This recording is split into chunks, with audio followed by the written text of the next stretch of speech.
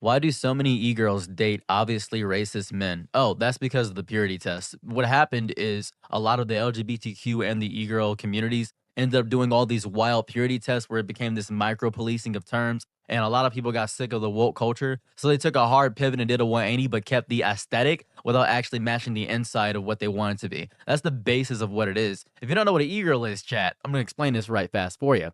E-girls is the dyed hair, the soft voices, the plushies, all that jazz. But imagine if that ooh girl, imagine if that kawaii, super cute girl just start dropping racial slurs. And then you would say, as a gamer guy, you'd say, that's super cool. I've always wanted a girl that isn't, woke and all that jazz, but still has that cute aesthetic of being that e-girl, because that's naturally what's gonna happen. That's just what it is. So this is a complete contrast to what the e-girl aesthetic even began to, because the e-girl aesthetic was a quiet rebellion against the demand that women either be super promiscuous or entirely invisible online.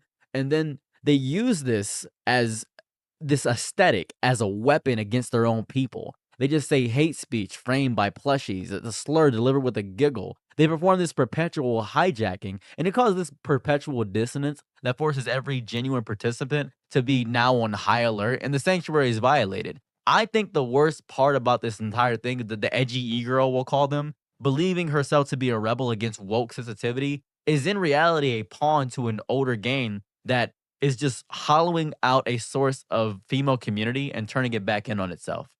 Let me explain what I mean by that.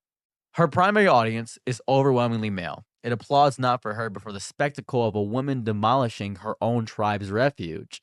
It's when pick me. The best way I can describe it is a pick me e girl.